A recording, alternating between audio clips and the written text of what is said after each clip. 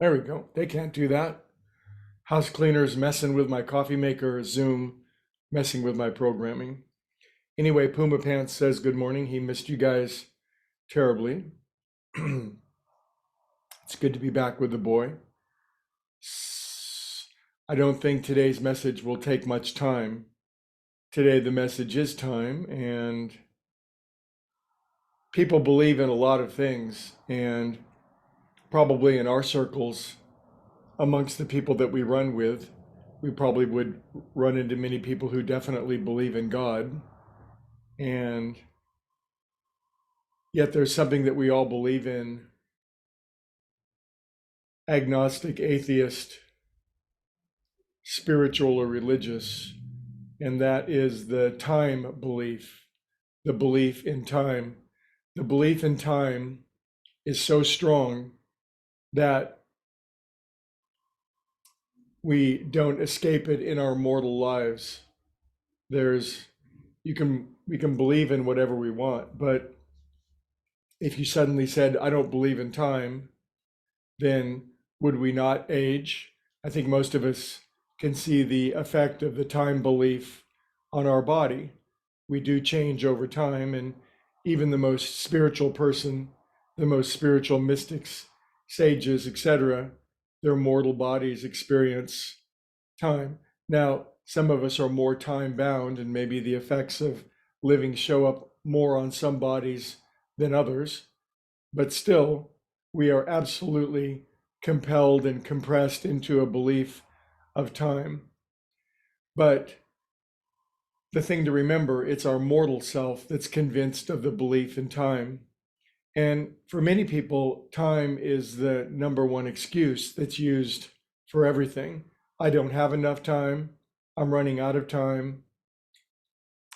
And because of this belief, it exerts an extraordinary pressure on us.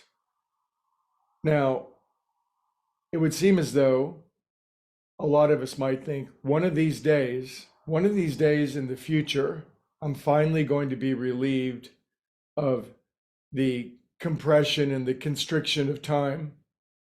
But that will never happen. Never in the future will we be relieved from time.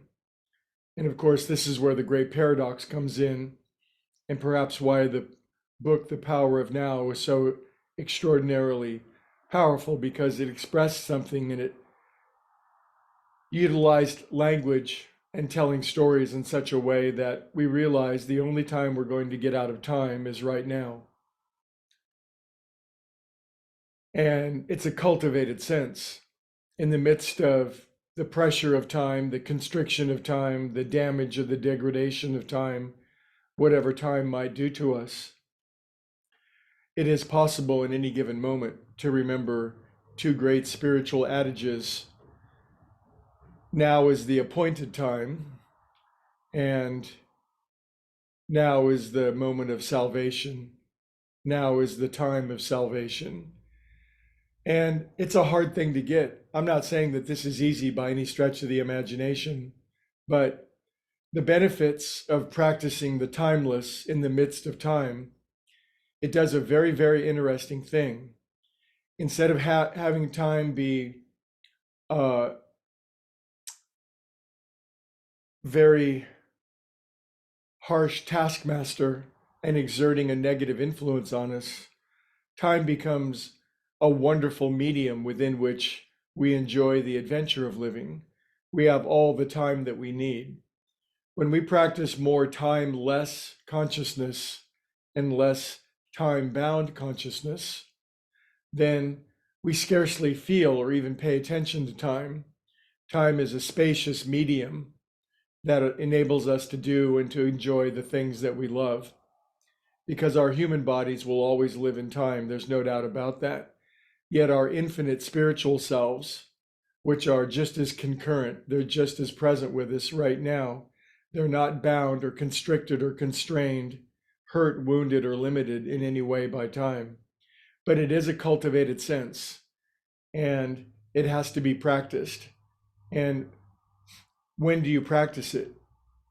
Well, you practice it right now. Life is 100 consecutive million 100 million consecutive moments of now. And by cultivating that sense of awareness, the time prison begins to loosen on us, and its constraints and its effects on us begins to release. And I will say this, that it is only a matter of time before everything that is hurting us or wounding us, degrading us or damaging us, it's only a matter of time until that goes away. That is an absolute truism. It's only a matter of time. The question, the variable that each and every one of us apply to it is how much time. If we live time bound, paying attention to time, using time as the excuse or the reason why we can't do something or why something isn't happening, then it'll be longer before our problems go away and our suffering. If we begin to free ourselves from time by practicing timeless consciousness, there'll be less time between the moment of suffering and the moment of healing, restoration, and relief.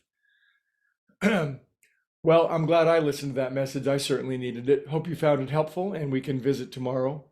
Have a wonderful lack of time today. See ya.